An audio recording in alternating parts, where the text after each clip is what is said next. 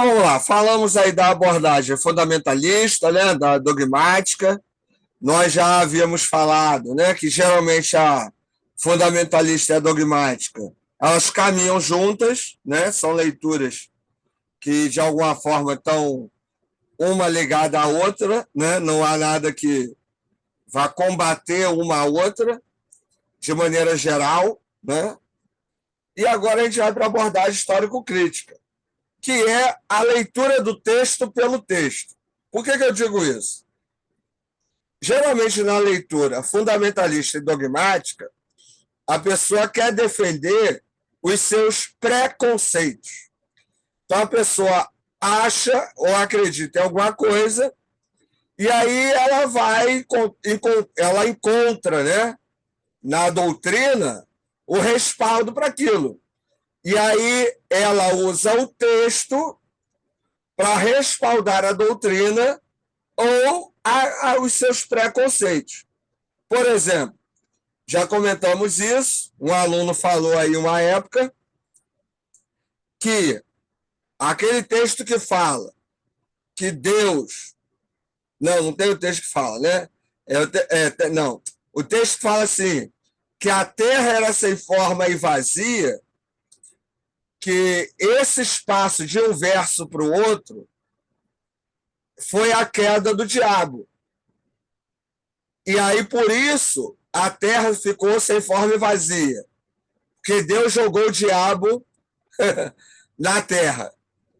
Cara, onde está isso? Em lugar nenhum.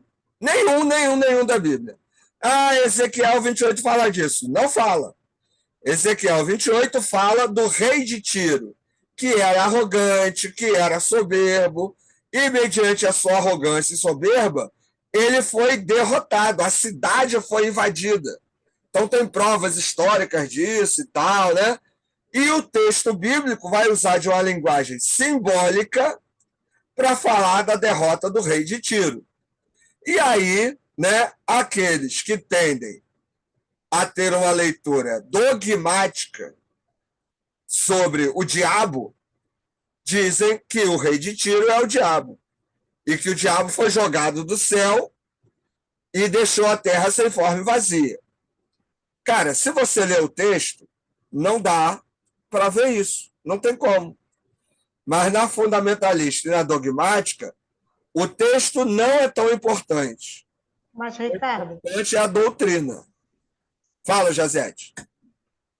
Mas tem uma parte do texto ali de Ezequiel que diz que ele estava lá no Éden. Não, aí já não está se referindo ao rei de Tiro. Está. Tudo bem, pode... Isso é uma simbologia para a presença de Deus. Na leitura histórico-crítica, veja bem, você pode ler isso na abordagem dogmática. Na leitura histórico-crítica, essas referências à divindade, né, e à presença de Deus, a divindade tem a ver com estar na presença de Deus. Porque na leitura histórico-crítica, não tem diabo no Antigo Testamento. Porque isso não fazia parte da mentalidade, certo? Eu só leio isso nas abordagens fundamentalista e dogmática. Então você pode dizer assim, Ricardo, mas eu acho que é o diabo. Beleza, essa é a abordagem dogmática. Eu estou usando esse texto para dar um exemplo de como essas abordagens são diferentes, entendeu?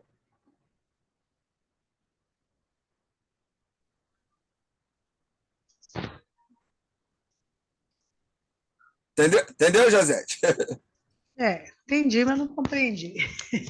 Não, assim, você pode não concordar, ninguém é obrigado a concordar. Não terem a ideia da figura do diabo, não significa que eles não estejam, o escritor poderia não estar falando diretamente, mas se você entende que ele foi inspirado, agora não fala a palavra diabo, mas aí eu vejo que ele está falando do orgulho, né? Aí ele já começa a fazer uma abordagem do orgulho, né? No caso lá que provocou a queda, porque Judas também vai falar isso, né? Sobre a questão do orgulho. Na segunda carta de Pedro, ele também vai relacionar o pecado de Sodoma e Gomorra também com o orgulho. Então, aí, no caso, ele está abordando a questão do orgulho, mas ele fala que ele estava lá no Éden, que era isso, que era assim, que se vestia disso, daquilo. Eu já não entendo que seja mais o homem rei de Tiro. Aí, para mim, é uma figura que ele está querendo abordar uma outra figura, não diretamente. E o rei de Tiro relacionado aí com a questão do orgulho. Aí, historicamente, a gente sabe que teve a queda, aquela coisa toda. Mas aí, assim, isso aí complica muito a cabeça da gente. Então, olha só, essa sua leitura, ela é uma leitura dogmática. Por que a leitura dogmática? Porque ela está baseada na perspectiva cristã. O judeu não acredita em diabo. O judeu não tem Satanás. Para o cristão, sim. Quando eu leio o diabo em Ezequiel 28, eu estou fazendo a leitura a partir da perspectiva cristã, que é um dogma, uma doutrina, certo? Se eu faço a leitura de Ezequiel 28 a partir da histórico-crítica, eu leio o texto pelo texto, independente da doutrina, independente da perspectiva dogmática. O texto pelo texto, a única figura que eu tenho presente é o rei de Tiro. É o orgulho, é a soberba do rei de Tiro. Toda vez que eu ligo a serpente do Éden, né, o texto de Ezequiel 28, ao diabo, ou que eu ligue Deus falando da primeira pessoa do plural, a Trindade, eu estou fazendo a leitura dogmática. Ou seja, eu estou cristianizando um texto judaico, né? Então, isso é a leitura dogmática. O que eu estou querendo explicar é que são perspectivas diferentes. Ricardo, mas eu prefiro dizer, e concordo e acredito, que a serpente é o diabo. Beleza, ótimo. Essa é a leitura dogmática. Na histórico-crítica, não tem como ler dessa maneira, entendeu? A ideia é essa, é mostrar essas diferenças de abordagem. Por isso que eu não tenho como ligar as duas primeiras com essa terceira. Elas são bem diferentes, né? As ferramentas, as abordagens, as leituras são bem diferentes. Entendeu? A ideia é essa, né? Entendi. Então, o Novo Testamento ele todo tem uma abordagem, ele tem uma abordagem não dogmática, porque Sim, o Novo Testamento vai falar em diabo desde Mateus. É isso aí. Babá. O que o Novo Testamento vai fazer com o Antigo Testamento? Vai reler a partir da perspectiva dogmática. É exatamente essa leitura. O Novo Testamento é uma releitura do Antigo Testamento. Então, se eu quiser dizer, por exemplo, olha, Jesus estava no início da criação, eu não posso usar Gênesis 1, mas eu posso usar João 1, porque João 1 diz que Cristo é o Logos, que Cristo é o Verbo, e que ele estava desde o princípio. Então, João 1 vai cristianizar, vai reler o Antigo Testamento, entendeu? Agora, essa figura, né, do diabo, de Satanás, onde que eu tenho presente? Eu tenho no Novo Testamento. Eu tenho no Antigo? Não tenho. Agora, lembrando, quem vai fazer essa separação? São as leituras críticas. Porque na abordagem dogmática ou fundamentalista, isso que eu estou falando não existe. O diabo está presente em Gênesis, né? Jesus estava lá em Gênesis, né? O façamos o homem à nossa imagem e semelhança é a Trindade. Então, cada abordagem dessa vai ler o texto bíblico de uma maneira.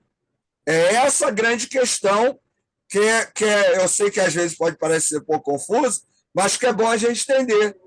Porque cada tipo de leitura dessa é uma maneira de ler a Bíblia. Qual é certo e qual é errado? Novamente, não tem certo e errado. São diferentes. São leituras diferentes. Essa é a grande questão. Entendi. Né? Beleza? Então, vamos lá. Mais alguém quer perguntar alguma coisa? Não? Então, sigamos aí. Né? Então, tá aí o exemplo, né? Foi bom, pergunta da Jaziette, que deu até para exemplificar, então vou ler aqui agora. Situar os textos bíblicos em seu devido contexto histórico-literário, buscando compreender o sentido original das narrativas e doutrinas. Então, por exemplo, dentro dessa leitura, o texto da serpente. O que significava a serpente naquela época, naquele período? Existiam textos paralelos, né? Aí você tem lá as epopeias de Enomelis, de Gilgamesh, né? Você tem a simbologia da serpente como símbolo de conhecimento dentro do período de produção daquele texto. E aí tem aquela perspectiva de formação do texto, né? Das literaturas, das tradições javista, eloísta, deuteronomista, sacerdotal. Né? Então, esses textos foram produzidos durante o período do cativeiro babilônico e até depois, né? E não é Moisés que escreve. Então, nessa leitura, há um tipo de pesquisa diferente. Né? Que tipo de texto hebraico é esse? Né? É antigo? Qual a data desse texto? Esse texto que eu estou lendo faz parte dos manuscritos mais antigos ou não? Lembrando, um exemplo que eu já dei para vocês, Lucas 2,14. Paz na terra a todos os homens, a quem ele quer bem. Paz na terra a todos os homens de bem. Paz na terra aos homens. Qual é a tradução correta? Não se sabe, essa é uma incerteza exegética. Por quê?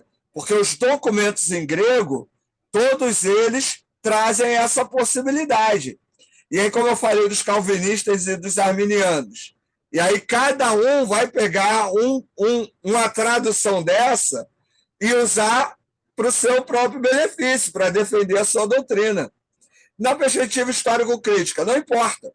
O que importa é identificar essas variantes. Identificar que tem essas diferenças. Mas, Ricardo, nessa perspectiva, como é que eu vou pregar? Não importa. A leitura não é para que você faça uma devocional, não é para que você faça uma pregação. A leitura nessa perspectiva, ela é para você investigar o texto. É para você criticar o texto. É para você dissecar o texto. Então, eu vou ler o texto pelo texto, independente dos aspectos doutrinários, né, devocionais e aí por diante, certo? Principais ferramentas: método de análise textual, né, como a crítica da redação. Ih, rapaz, isso saiu em inglês, né? A crítica da forma, né? E a pesquisa crítica aí, que visa identificar fontes, redações e estruturas compositivas dos textos. Como eu falei lá em Lucas 2,14. Qual é o documento? Né? É o sinaítico, né? O bizantino? Da onde veio? Eu vou olhar um aparato crítico, eu não vou olhar apenas a tradução.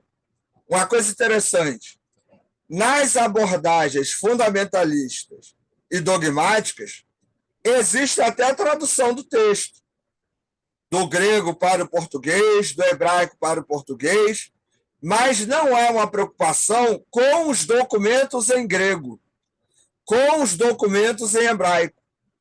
Por quê? Porque tem uma série de coleções de documentos mais antigos e mais modernos, que eu posso escolher para fazer a minha tradução. Então, qual documento foi usado para fazer essa determinada tradução? Então, a histórico-crítica vai usar essas abordagens para tentar determinar os documentos de maior confiança, né? E que eu posso fazer, a partir daí, a minha tradução. Características: prima pela abordagem científica e imparcial dos fatos. Imparcial, que eu digo aqui, é justamente essa questão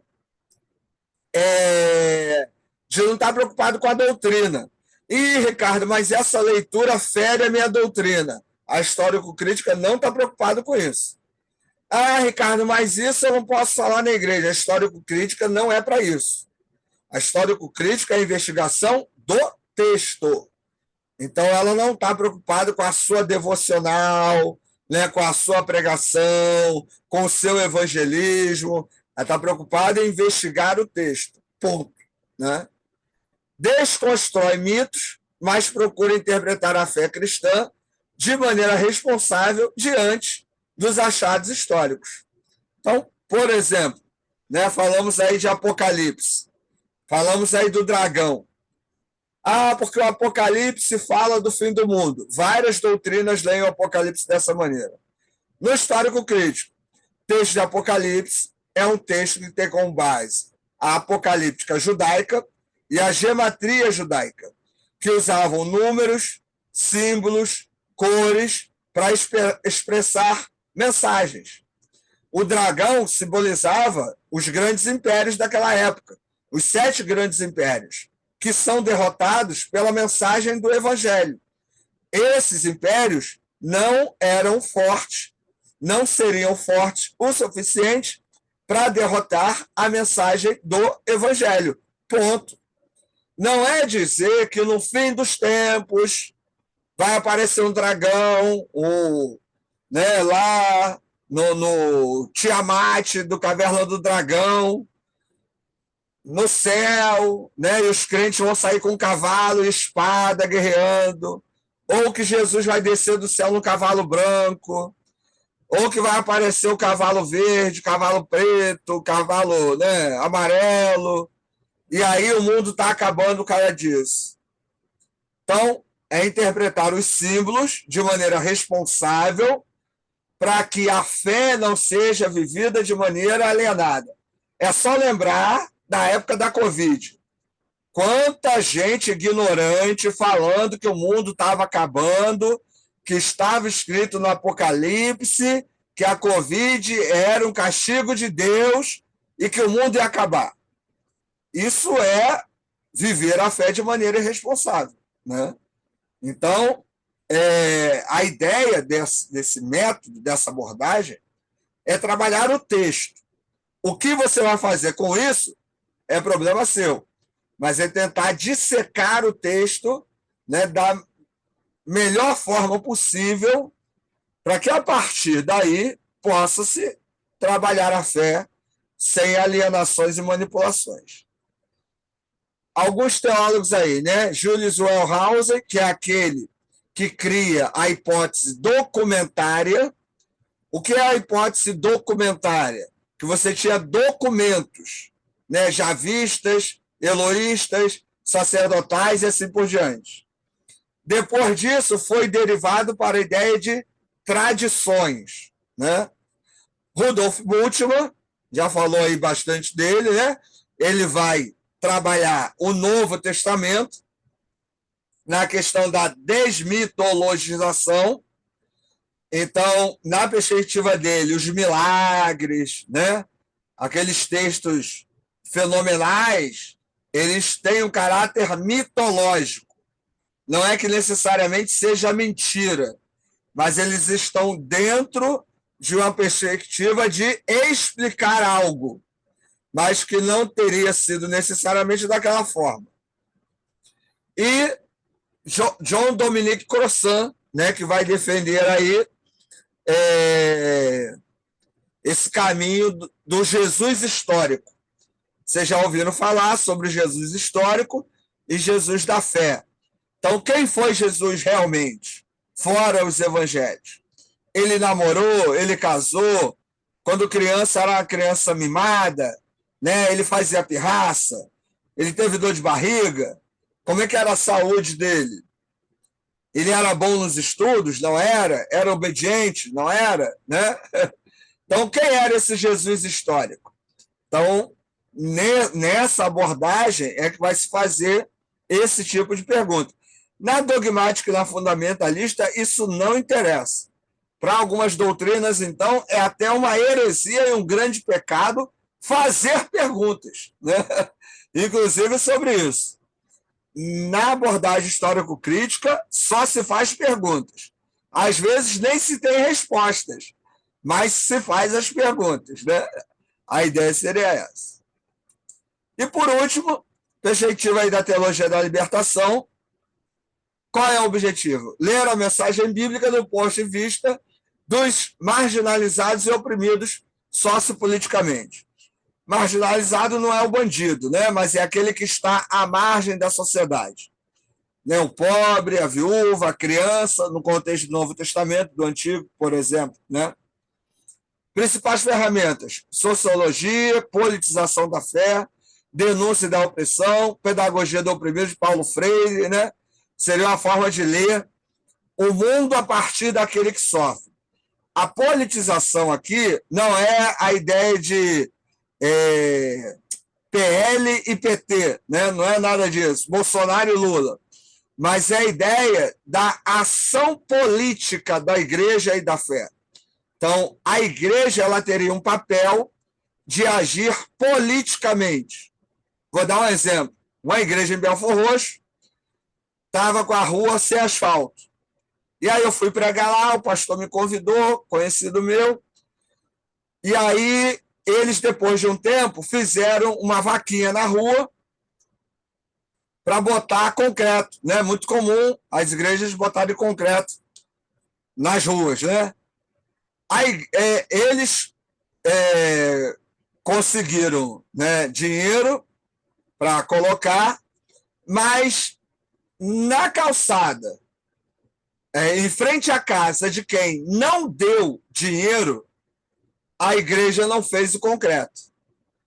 A igreja só fez concreto em frente da casa de quem deu dinheiro. Essa não é a estratégia política da igreja, certo?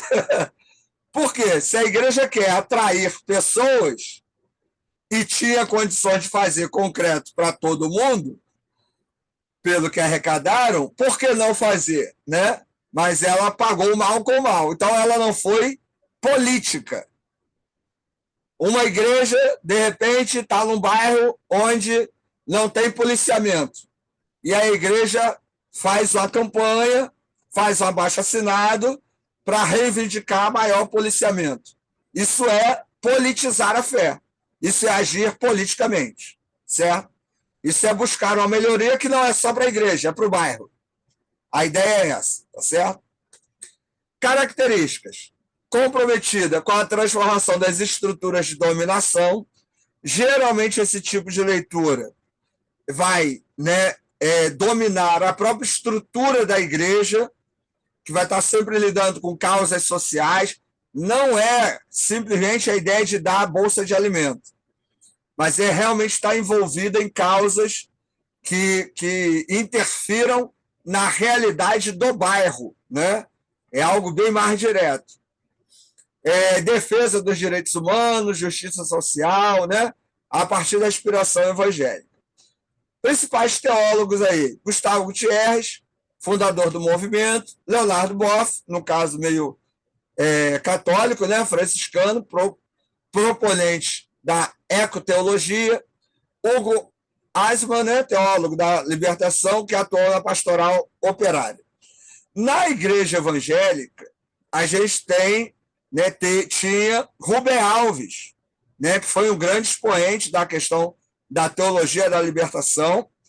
Ele, por causa desse tipo de pensamento, ele foi até expulso da igreja presbiteriana, né, resumindo, por causa desse tipo de conceito, mas é um nome dentro da igreja evangélica, né, para se pensar quando falamos de teologia da libertação. Ele até escreveu um material, uma dissertação de doutorado nos Estados Unidos, na época que esses movimentos estavam surgindo, né, na América Latina, assim, de maneira mais forte, chamada Teologia da Esperança. E nesse texto ele vai dar aí alguns fundamentos para que a igreja evangélica possa trabalhar nessa perspectiva, né? Comprometida mais aí com a questão da justiça social. Fora isso, de maneira geral, é um tipo de leitura pouquíssimo conhecida dentro da igreja evangélica. Na igreja batista tradicional, teve Davi Malta na década de 60. Ele iniciou um movimento chamado Diretriz Evangélica. Nesse movimento, não era necessariamente ligado à teologia da libertação, mas falava de justiça social. Tinha muito a ver com outro movimento que foi mais famoso na igreja evangélica, que é a missão integral da igreja. Então, os princípios do movimento Diretriz Evangélica tem muito a ver com o que a gente vai ler depois no Pacto de Lausanne, que iniciou aí, né, foi os primórdios do que a gente chama aí de missão integral da igreja. Há quem diga que a missão integral da igreja é a teologia da libertação dos crentes, mas isso não é verdade, porque o movimento da teologia da libertação ele é muito mais ligado a questões sociais do que assistencialistas. Geralmente, a missão integral da igreja é mais assistencialista, o que já é um grande ganho, tá? Não estou falando que é ruim, não, mas são bem diferentes. Movimentos ligados à teologia da libertação está ligado a ONGs, né, a movimentos políticos, até dificilmente movimentos ligados à missão integral da igreja agem dessa maneira. Até montam ONGs, né? Mas tem mais a ver com a promoção de questões assistenciais.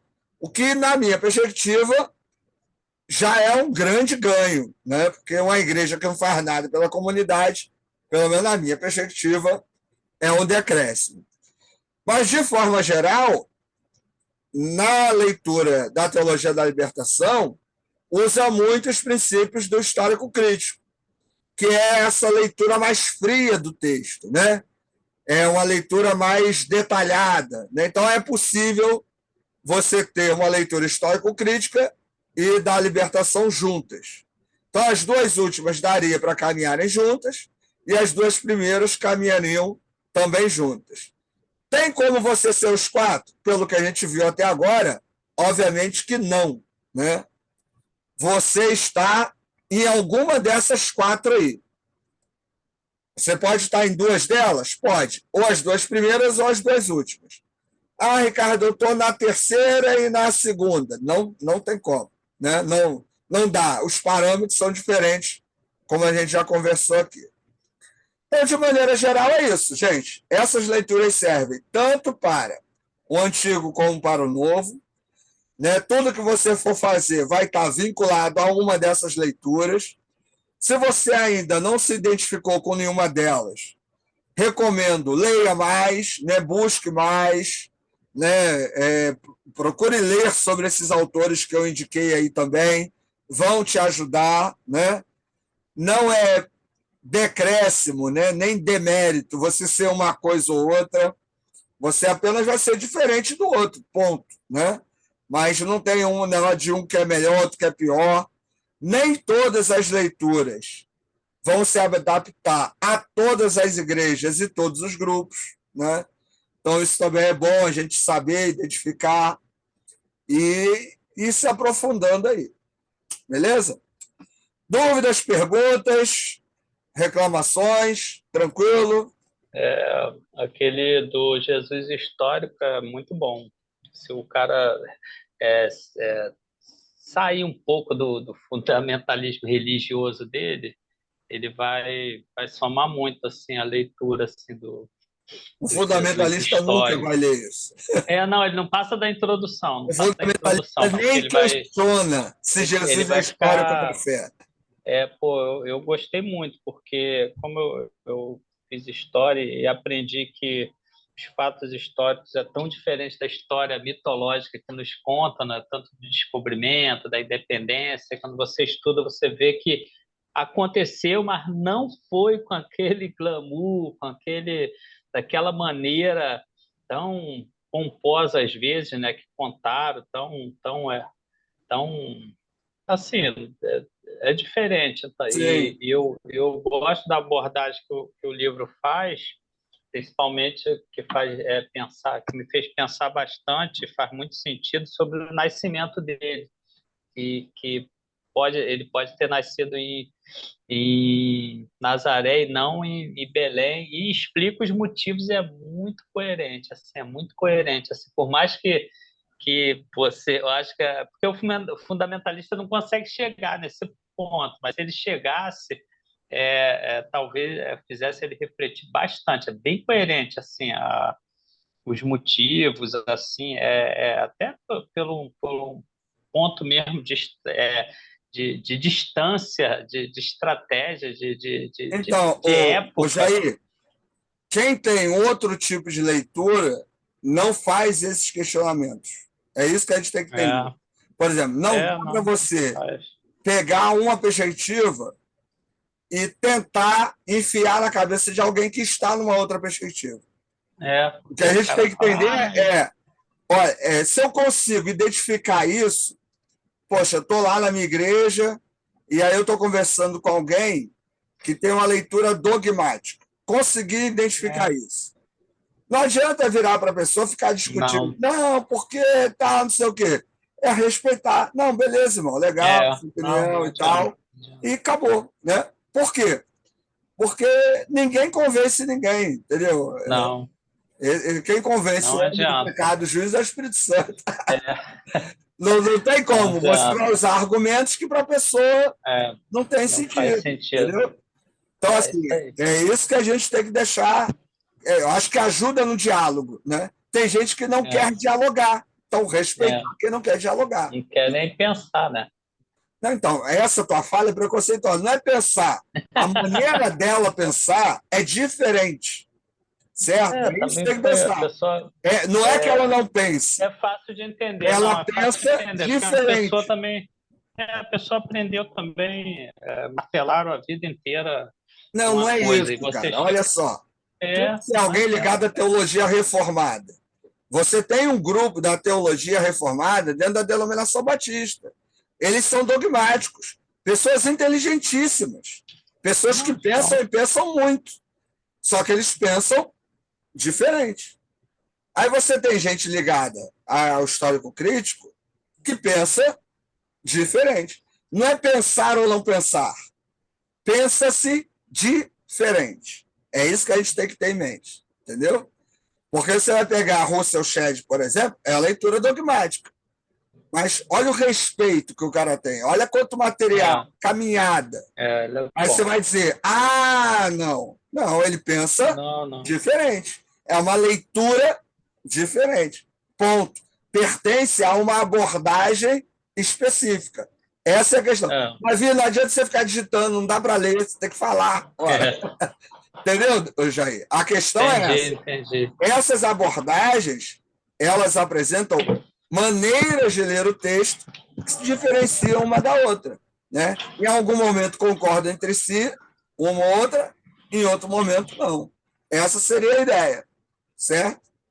Não, estou falando, Ricardo, questão de a forma de expressar da fala, de explicar ser histórico crítico, ser fundamentalista, ou explicar uma história, se foi real ou se não foi, porque tem que mostrar para aquelas pessoas, mesmo que não acreditam, que existem outras linhas de pensamentos, né? Outras formas de tentar entender, né, se existiu ou não, porque às vezes as pessoas falam de uma forma que sai arrogante, né? E Sim, acaba que a pessoa exatamente, é isso aí. Esse é um não querer nem perigo, entendeu? compreender, não querer nem completar a explicação da pessoa. É isso aí. Exatamente, é isso aí. Se não souber como falar, você pode conhecer a maior verdade do mundo, que as pessoas vão te ignorar, entendeu? Exatamente. Então, esse aí é um cuidado. Beleza, galera? Então é isso. Ficamos por aqui. Eu vou mandar esse material aí para vocês aí e a gente continua aí a caminhada. Valeu? Até a próxima. Boa noite. Valeu, boa noite. Valeu, boa noite para todos. Valeu.